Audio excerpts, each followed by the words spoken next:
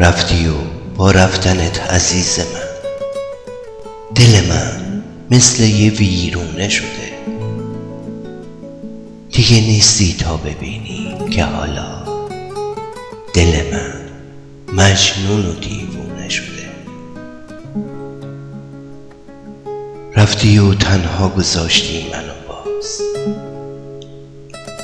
رفتی و تنها گذاشتی منو باز با یه دنیا خاطره از عشقم.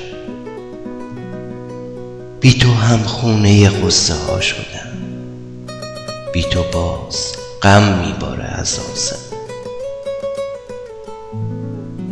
رفتی و بی تو دیگه این دل من هیچ دلیلی واسه بودن نداره.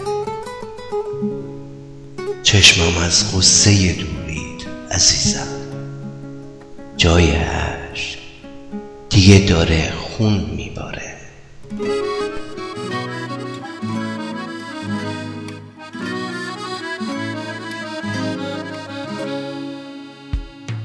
وقتی که بارون تموم شد ماه از شاخه ها بردار، کمی از عطر تنت رو دست کوچه بسپار.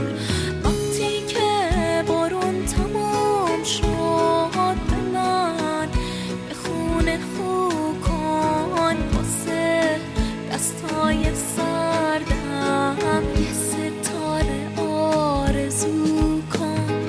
با من از گریه ها رد شو، از این هراس فردا ما میتونیم آروم تر شیم تو مرز سبز رویا.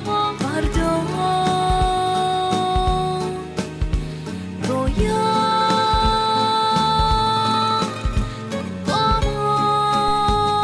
رفتی و بی تو دیگه هر روز من مثل جمعه ها پر از درد و غمه. هرچی از حال خودم برات بگم فکر کنم کافی نباشه، باز کمه. وقتی که بارون تموم شد بغض تو از خونه کم کن، مثل یه نسیم بومی بی صدا نوازشم کن. یه قدم همراه من باش بعد این لحظه بی‌تاب. شعله دستامو حس کن تو حریر ماه مهتاب.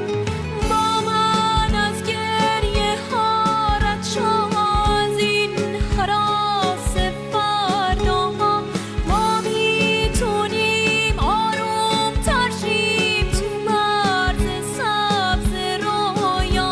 فردا با تو زیبا.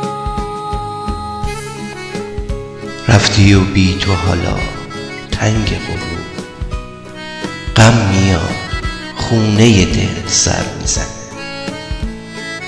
تو که نیستی، تو که نیستی ولی یادت روز و شب میاد و به قلب من سر میزنه.